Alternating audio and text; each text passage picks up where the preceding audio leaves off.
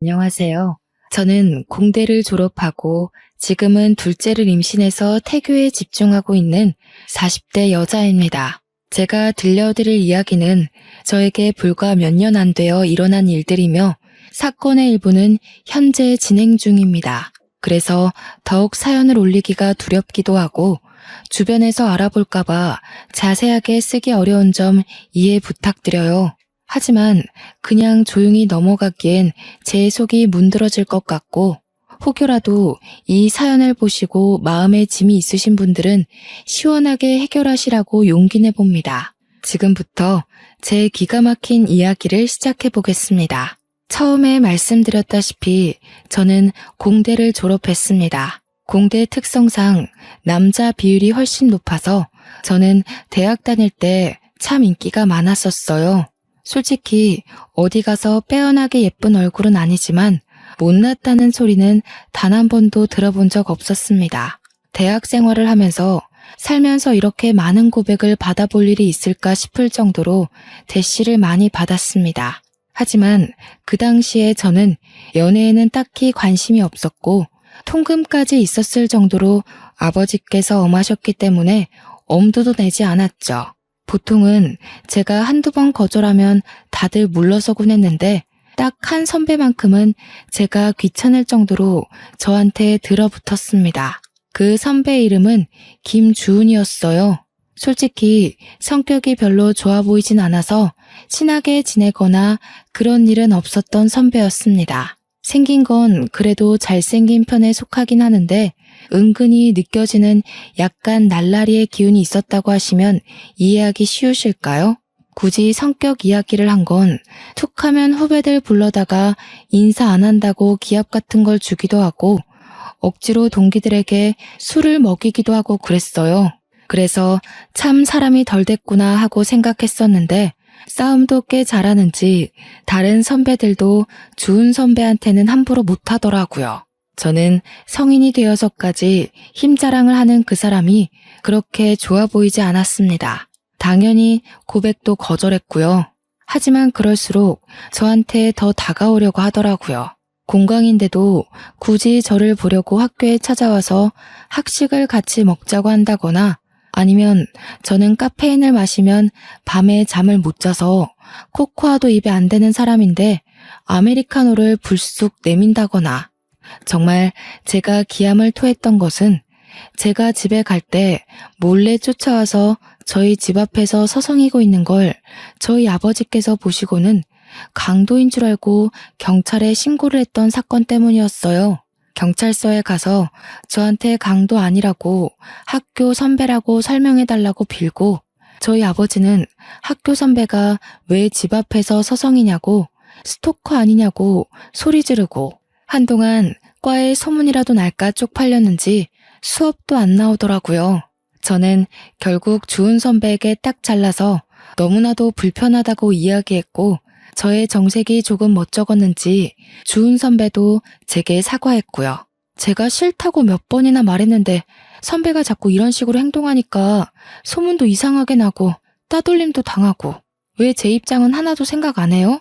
선배가 그런 식으로 행동하니까 제가 더 선배를 싫어하는 거예요. 제가 죽었다 깨어나도 선배 같은 사람이랑은 사귈 생각 없고요. 선배랑 저랑은 아예 결이 다른 사람이라고요. 제 말에 충격이었는지 주은 선배는 기분 나쁘다는 표정을 지었고 뭐라고 더 말하려는데 저는 휙 돌아서 그 자리를 피했습니다. 그 뒤로 정말 마주칠 일 없게 수업을 잘 들었고 1학년을 마치고 종강 파티를 하게 되었어요. 솔직히 그 자리에 별로 가고 싶진 않았지만 선배들도 모두 빠지지 말고 참석하라고 몇 번이나 주의를 줬기에 어쩔 수 없이 갔습니다. 저는 평소에 술을 잘 먹지 않는 사람이에요. 아버지가 무섭기도 하고 술에 취해서 흐트러지는 모습을 남에게 보여주는 것도 매우 싫어하고요. 그래서 깔짝깔짝 마시는 척만 하고 있었는데 선배들이 집요하게 저를 물고 늘어지더라고요. 자리를 피하려고 잠시 화장실에 갔다 오니 잔이 가득 채워져 있었어요. 그러더니 주은 선배와 그 옆에 있던 무리들이 저한테 원샷을 하라고 강요하더라고요. 평소 같으면 주은 선배가 제 편을 들어줬던지라 마시지 않아도 되었지만 선배까지 합세해서 마시라고 다들 저만 바라보고 있으니 안 마실 수가 없었어요. 결국 벌컥벌컥 원샷을 했고 제가 그렇게 주량이 약한 사람도 아니고 평범하게 소주 반병까지는 마실 수 있는데도 맥주 한 잔에 넉다운이 되어버렸습니다. 기억이 하나도 없어요. 정말 드문드문 나는 기억도 하나 없이 그대로 필름이 끊겼고 눈을 떠보니 처음 보는 이상한 무늬의 천장이 보였습니다. 속이 울렁울렁하고 토할 것 같아서 화장실에 가려고 이불을 걷었는데 적나라한 제 몸이 그대로 보였습니다. 거기다가 이불 너머로 보이는 남자의 팔에 저를 소리를 꽥 지르고 말았죠. 주은 선배였어요. 제가 꽥 지른 소리에 잠이 깼는지 저한테 벌레라도 봤냐고 하더라고요. 선배, 이게 어떻게 된 거예요? 왜 선배랑 제가 어딘지 모르는 방 안에 있어요? 여기 어디예요? 어디긴 어디야, 모텔이지. 어제 술 먹고 집에 못 가겠다고 나한테 여기 들어와서 쉬자며. 제가 그랬다고요? 기억이 하나도 안 나요. 선배가 절 어떻게 한 거 아니에요? 나를 왜 그런 이상한 범죄자로 몰아? 너 이러려고 나보고 모텔 가져간 거야? 와, 너 무섭네. 이런 식으로 한 건 했다 이거야 지금? 그게 다 무슨 소리예요? 네가 지금 나한테 덤터기 씌우잖아. 나는 네가 오자고 끌고 와서 온 거야. 마치 제가 선배를 끌고 왔다는 듯이 말하면서 기억이 안 난다는 저에게 발뺌하는 거냐고. 이런 식으로 합의금이라도 받으려고 하냐면서 소리를 고래고래 지르더라고요. 저는 정말 억울해 미칠 것 같았습니다. 어제 내가 고백했더니 좋다며, 사귀자며. 술 취해서 그런 거니? 술 깼더니 다 모르고 싶어서 지금 날 범죄자 취급하는 거야? 합의해야 한 거야. 저는 휴대폰을 챙겨서 제대로 씻지도 않고 바로 모텔을 뛰쳐나왔어요. 경찰서 앞에서 서성이다가 용기를 내서 들어갔고요.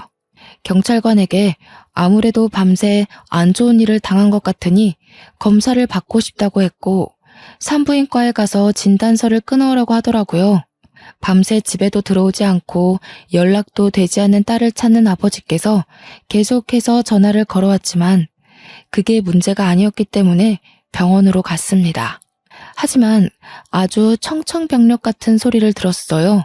제가 반항을 한 흔적이 어디에도 남아있지 않다는 거예요. 동행한 여성 경찰관님께서 증거 없이 기억도 없이 신고를 하게 되면 무고죄가 성립될 수 있으니 다시 한번 생각해보라고 했습니다. 저는 망연자실한 상태로 집으로 돌아왔고 아주 호되게 혼이 났습니다. 그렇게 다음 학기를 기다리며 겨울방학을 보내고 있는데 정말 하늘도 무심하시지 생리가 끊긴 거예요. 저는 벌벌 떨면서 임신 테스트기를 했고 정확하게 두 줄이 뜨는 걸 보고 기절할 뻔했습니다. 저는 가족들에게 알리지 않고 주은 선배에게 먼저 연락을 했어요. 선배, 저 좀 만나요. 그래, 우리 만나서 오해를 좀 풀자. 저는 주은 선배를 동네 카페에서 기다렸고 30분이 지나서야 헐레벌떡 선배가 도착했습니다. 저의 얼굴이 어두워졌는지 무슨 일 있느냐고 물어보더라고요. 선배, 저 임신했어요. 하지만 이제 겨우 20살이고 아직 학교도 1년밖에 다니지 못했어요. 그러니까 애를 지워야 해요. 도와주세요. 그게 무슨 말도 안 되는 소리야. 내가 책임질게. 현실적으로 생각해요. 지금 우리 대학생이라고요. 그게 무슨 문제야. 나는 군대도 다녀왔고 이제 1년만 더 학교를 다니면 졸업이야. 너 출산할 때쯤엔 나도 취업을 할 수 있어. 그러니까 우리 결혼하자. 저는 이 사람을 믿고 결혼해야겠다는 생각이 전혀 들지 않았어요. 무조건 책임질 수 있다, 먹여 살리겠다, 호언장담하는 선배가 답답할 뿐이었죠.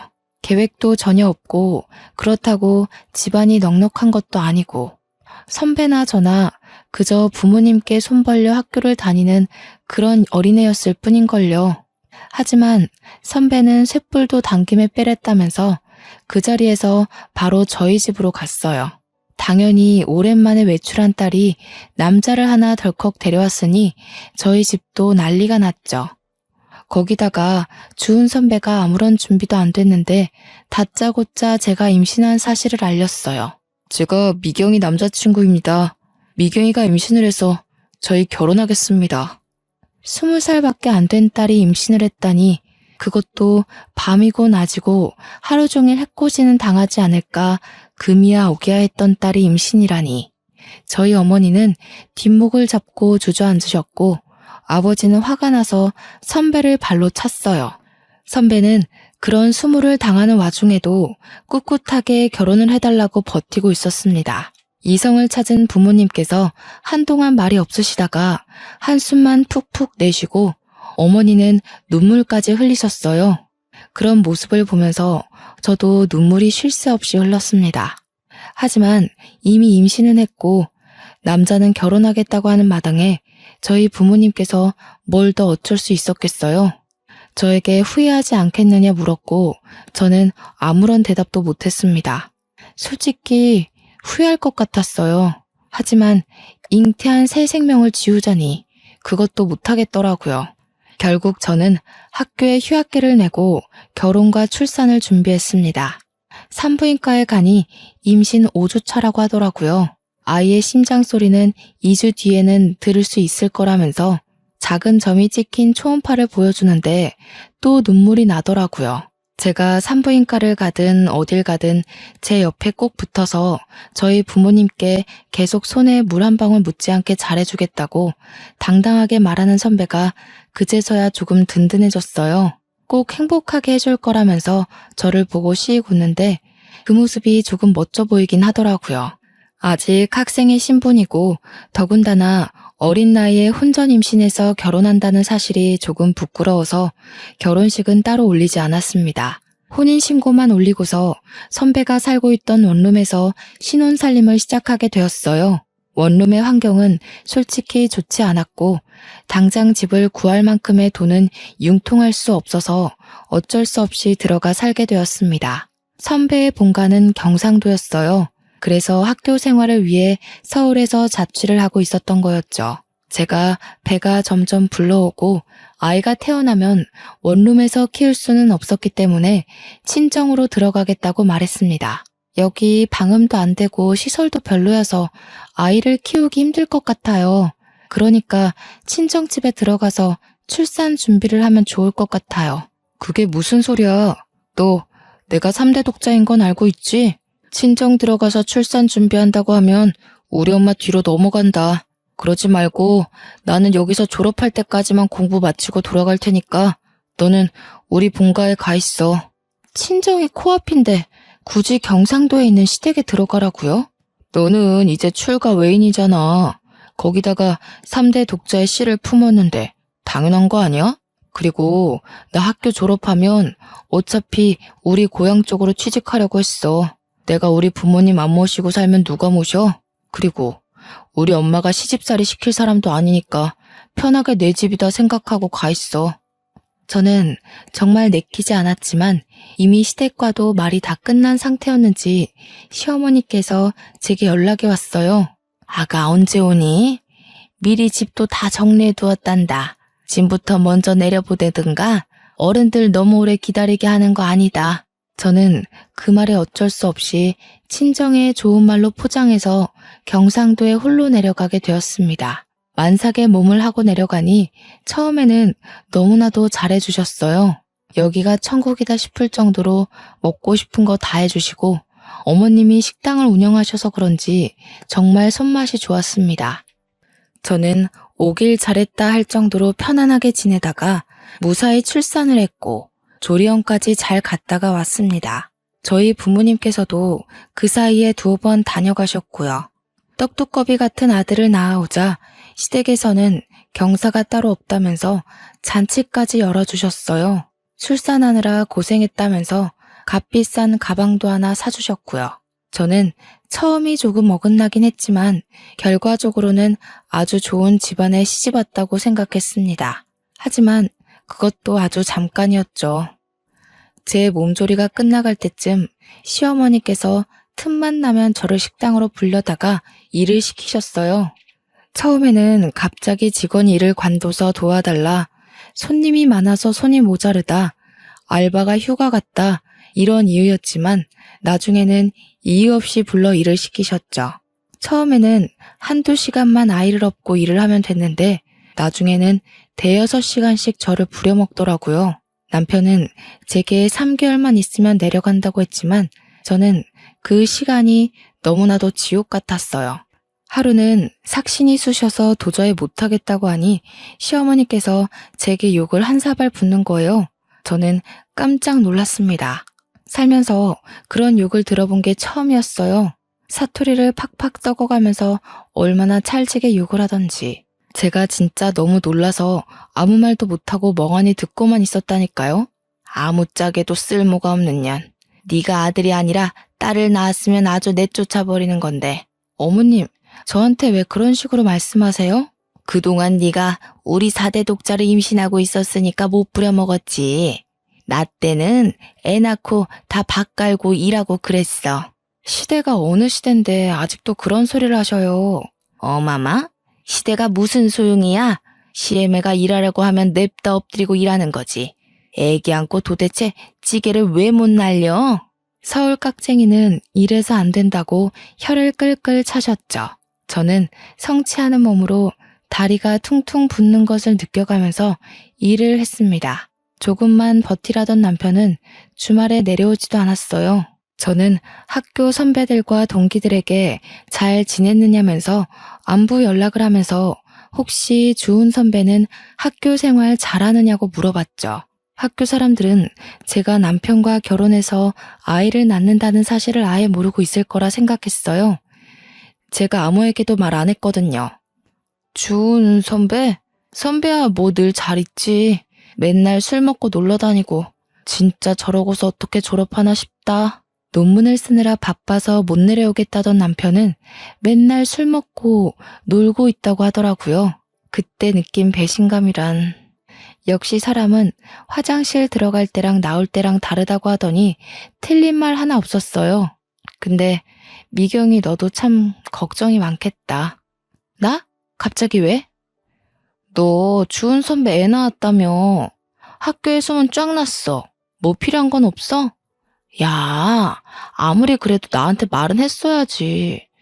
얌전한 고양이가 부뚜막에 먼저 올라간다더니 언제 임신까지 한 거야? 저는 머리통을 망치로 한 대 맞은 것 같은 기분이 들었습니다. 솔직히 아무도 몰랐으면 하는 바람이 컸거든요. 일단 20살에 임신을 했다는 것도 좀 그랬고요. 제가 그렇게 피했던 남편이랑 결국 결혼까지 했다는 것도 좀 부끄러웠고요. 저는 대꾸하지 않고 나중에 연락하겠다고 하고 전화를 끊었습니다. 그러자 동기한테 문자가 오더라고요. 읽을까 말까 하다가 문자 메시지함을 딱 열었는데 정말 속이 상했죠. 근데 주은 선배 솔직히 너무 별론 거 알지? 너에 대해서도 안 좋게 이야기하고 다니더라. 그래도 내가 너랑 친한 동기라서 전해주는 건데 아무리 도도한 여자라도 잡아뜨리면 그만이라고. 선배들이랑 이야기하는 거 들었어.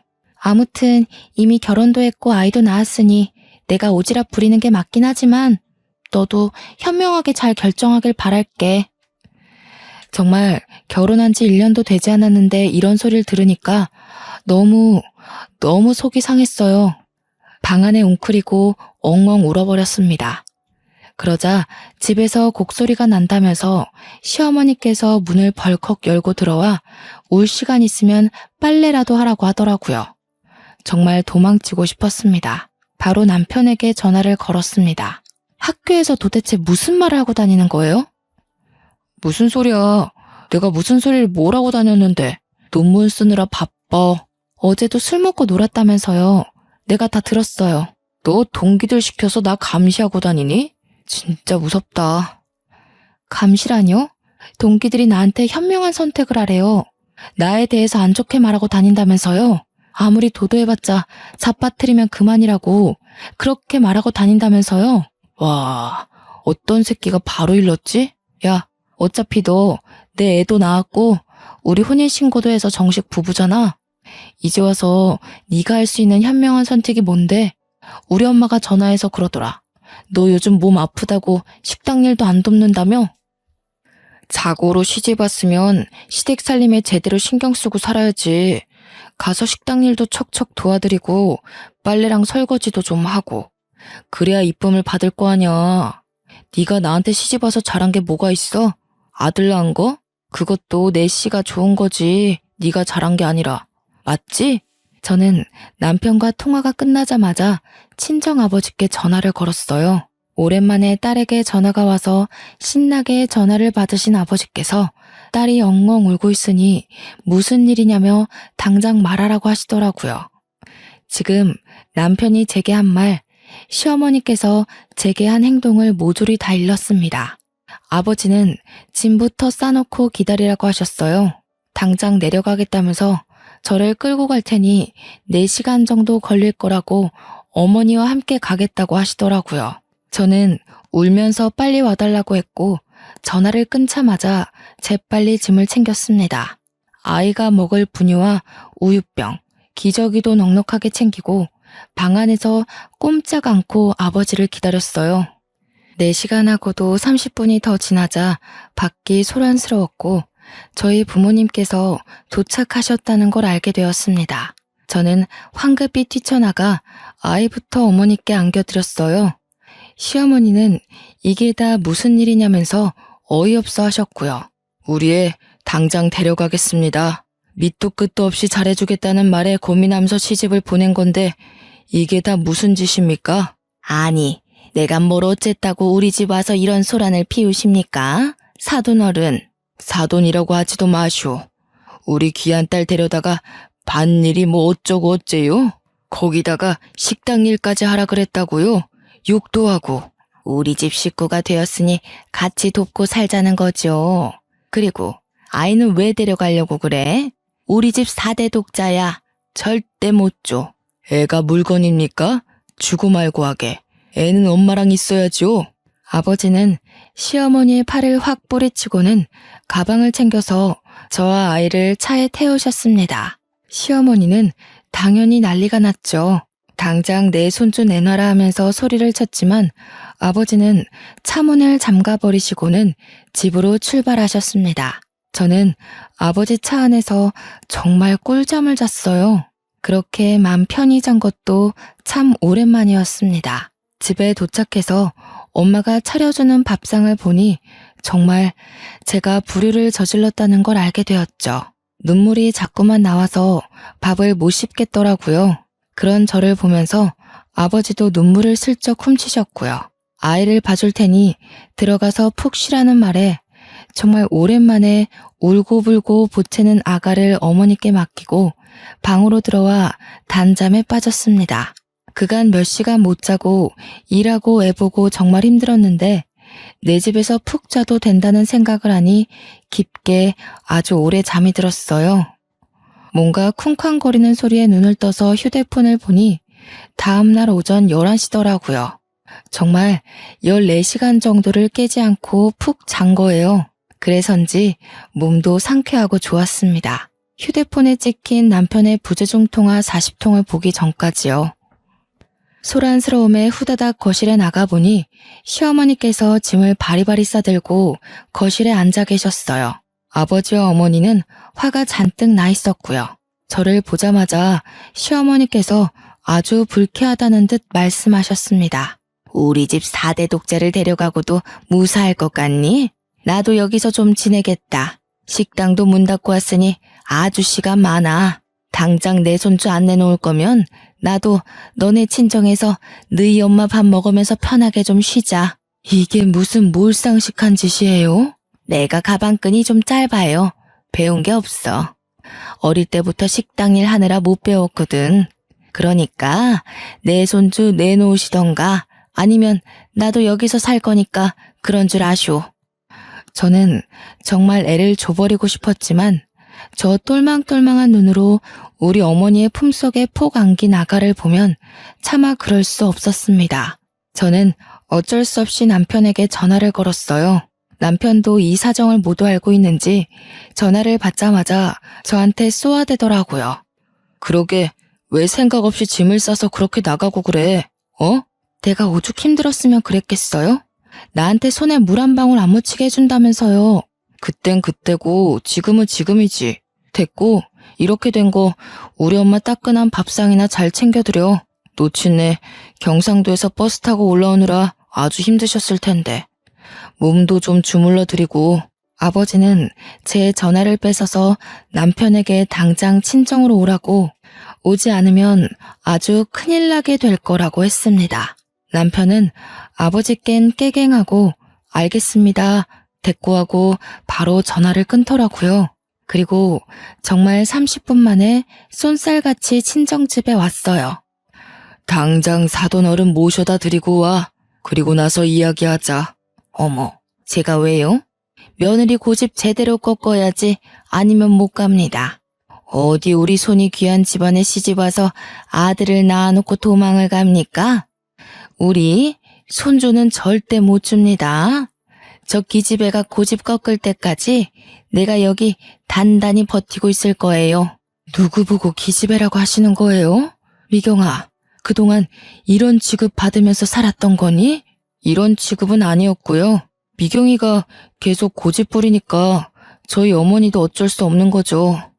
다들 화내지 마시고 미경이도 친정에서 몸 좀 편하게 있고 저희 어머니도 여기서 손주 보면서 식당 일도 좀 쉬시고 하면 좋죠. 장모님께서 저희 엄마 몸보신 좀 해주세요. 맛있는 거 좀 대접해 주시고. 남편의 말에 화가 나신 아버지는 남편의 뺨을 치셨고, 시어머니는 그 모습을 보고 제 머리채를 잡고 난리를 치셨습니다. 제 머리채가 잡히자 저희 어머니는 시어머니의 머리채를 잡았고요. 남편은 뜯어 말린답시고 낑겨서 낑낑거렸고요. 저희 아버지는 그대로 경찰을 불렀습니다. 경찰이 오고 온 가족이 만신창인 채로 조서를 썼고요. 저희 아버지는 당장 이혼하라고 엄포를 놓았습니다. 물론 저도 이혼하고 싶은 생각이 굳건했고 시어머니만큼은 죽어도 안 된다 하셨지만 아버지께서 안 되면 소송이라도 불사하겠다 하셨죠. 경찰서까지 온 마당에 뭐가 더 두렵겠습니까? 하지만 먼저 손을 올린 게 저희 아버지였기 때문에 시댁에서는 그걸 빌미로 아이의 양육권을 달라고 요구했습니다. 결국 합의 이혼으로 끝나지 않아서 소송을 걸게 되었고요. 아버지의 사건과는 별개로 이혼 소송이 진행되었고 당연히 친권, 양육권 모두 아이가 어려 저에게 오게 되었습니다.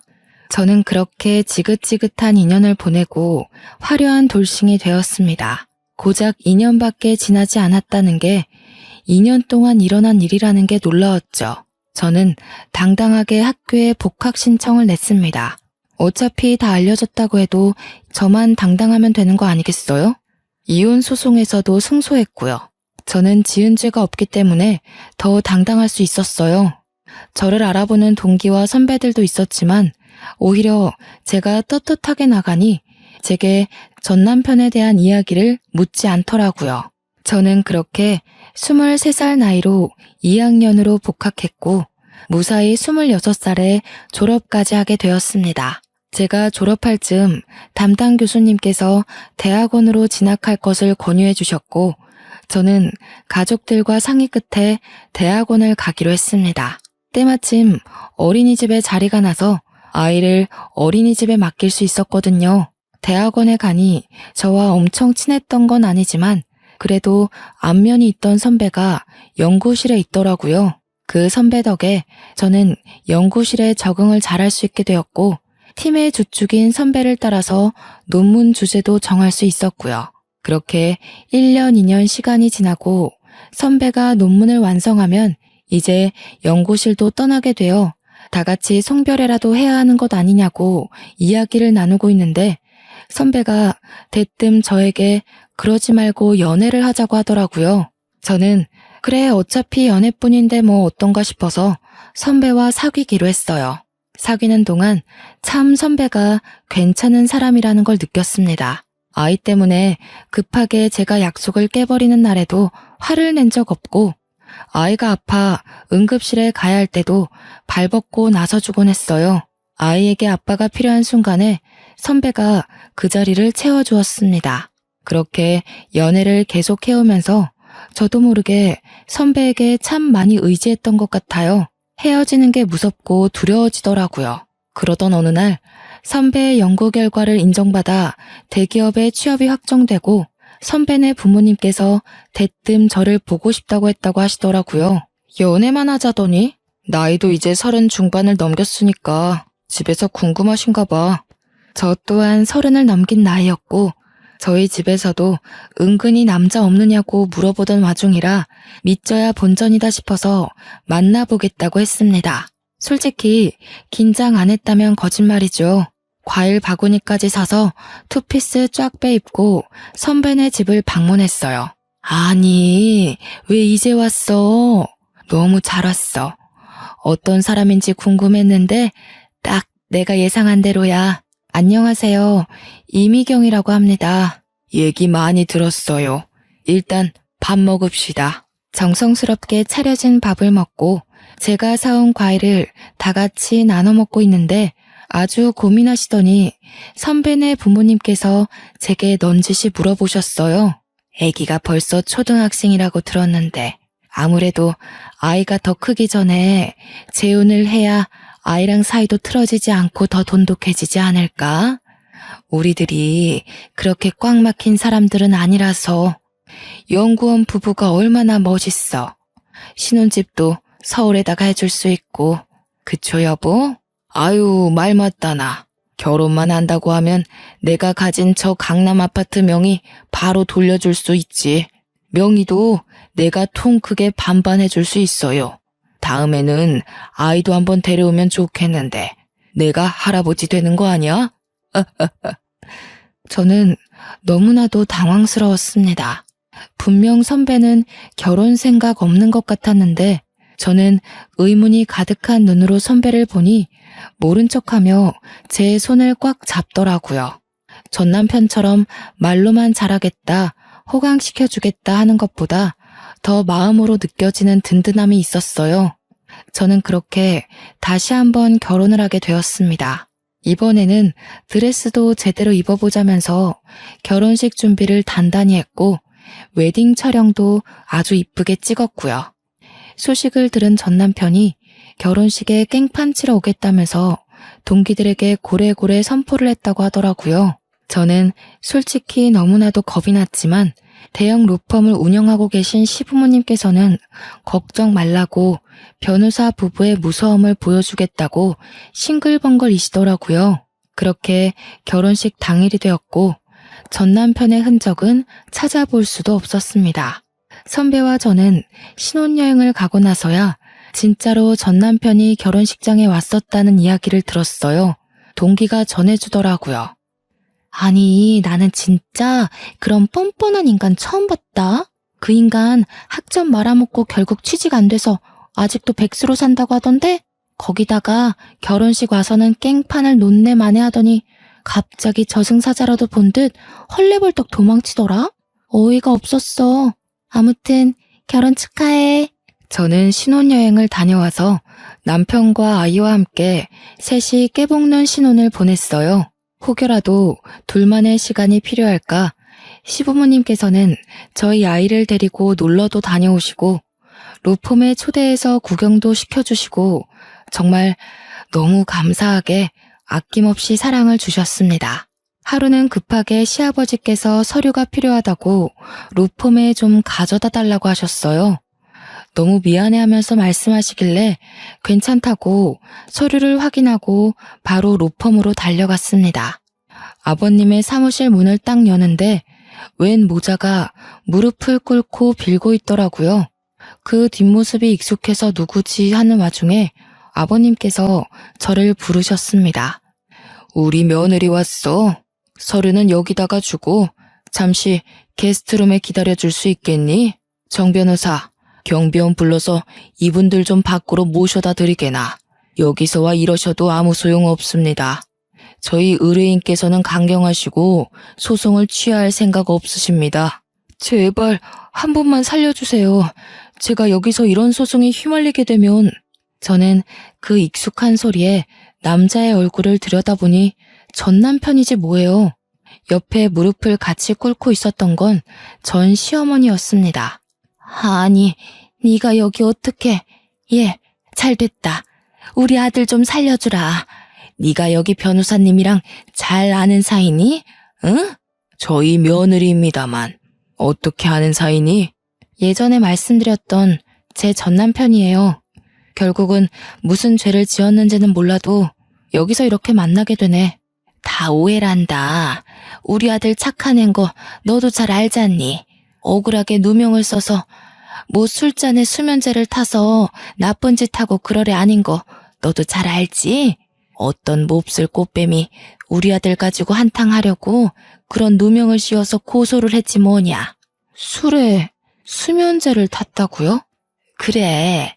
수면제를 타서 잠이 들게 해가지고 기억이 없다면서 우리 아들을 글쎄 입에도 담기도 힘든 그런 일로 고소를 했어. 저는 그제서야 제가 당했던 지난 일들이 떠올랐어요. 종강 파티를 갔다가 맥주 한 잔에 기억을 잃고 모텔에서 눈을 떴던 일. 그로 인해 임신해서 지옥 같은 시집살이를 당했던 일 모조리 말이에요. 김준, 너 나한테도 그렇게 한 거야? 전 남편은 아무런 말도 않고 고개를 숙이고 있었고 저는 눈물이 팍 터져나왔죠. 벌벌 떠는 저 모습이 진실이라는 걸 대신 말해주는 게 아니겠어요? 시아버지께서는 이 이야기를 듣고 대충 눈치를 채셨는지 아주 화가 잔뜩 나셨습니다. 이런 몹쓸, 증거도 지금 확실한 거 아시죠? 술집 가게 CCTV에 수면제를 탄 장면이 찍혀있단 말입니다. 다 오해라니까요. 오해가 아니라고요. 나한테도 그랬단 말이에요. 나는 저 사람 말만 믿고 내가 술에 취해 기억을 못하는 거라고 나 스스로를 자책했어요. 내가 우리 부모님 가슴에 대못을 박았다고 아프다고 말도 못하고 당신의 모진 시집살이를 견뎌내면서 살았다고. 아니 얘가 이제 와서 왜 다 우리 아들 탓이야? 당신 아들 탓을 한다고? 아들을 도대체 어떻게 키웠길래 저렇게 뻔뻔하게 범죄를 일으키고도 여기 와서 사죄를 해? 피해자한테는 사과했어 당신? 피해자한테 진심으로 사과했냐고. 나한테도 가스라이팅 해놓고 그랬을 리 없지. 너는 아주 콩밥 제대로 먹어봐. 제 눈치를 보면서 이러지도 못하고 저러지도 못하는 전 남편을 보고 저는 확신을 했고 경비원에게 끌려나가는 두 사람을 보면서 복수를 결심했습니다. 저는 시아버지에게 수치스럽지만 제가 당했던 일을 낱낱이 고했고 그간 전 남편과 같이 어울렸던 동기 선배들에게 연락을 돌려 증언을 얻어냈습니다. 이런 일이 한두 번이 아니었고 죄책감을 느끼고 있던 전 남편 친구도 있더라고요. 그래서 모든 증언을 한 곳에 모아서 결국 법정에서 증거로 제출했고 받아들여졌습니다. 당연히 전 남편은 징역 5년을 선고받았고 그 이후에 전 시댁에서 찾아와 저에게 엎드려 빌고 시부모님에게 사정사정했지만 얄짤없었죠. 이 일을 계기로 저희 아들에게도 접근할 수 없도록 접근 금지 명령도 내렸습니다. 이게 다 법조인인 시부모님 덕분에 일사천리로 진행될 수 있었죠. 아직 위자료 관련한 부분에 있어서 법원 판결이 나지 않아 기다리고 있는 중입니다. 기다리는 와중에 정말 너무나도 감사하게 저희 부부에게 둘째가 찾아왔어요. 당연히 저희 시댁에서는 경사가 났다면서 제가 침대 밖으로 나올 수도 없게 극진히 대접해주고 계시고 이런 시댁의 사랑을 받는 모습을 보고 저희 친정 부모님도 좋아하시고요. 양가가 서로 친하게 지내면서 서로를 생각해주는 모습이 딱 제가 원하던 이상적인 부부의 모습이었답니다. 저는 이 행복을 가지고 앞으로 마무리해야 할 전 남편과의 소송을 잘 이겨내 보려고 합니다. 아마 든든한 저희 시부모님 덕분에 소송에서 지게 될 일은 단 1%도 없지만 그래도 끝까지 아주 나락으로 보내버릴 예정입니다. 5년형을 받고도 반성을 하고 있는지 어쩐지 전 시어머니께서 매번 그렇게 면회를 간다고 하시더라고요. 둘이 아주 부둥켜 앉지만 않았지 울고불고 한다고 하던데 남의 눈에서 눈물을 그렇게 뽑아댔으니 지들 눈에서는 피눈물 흘려야죠. 저도 마음 아주 단단히 먹고 이겨낼 겁니다. 도와주는 가족들이 옆에 있으니까요. 지금까지 제 이야기를 들어주셔서 너무나도 감사합니다.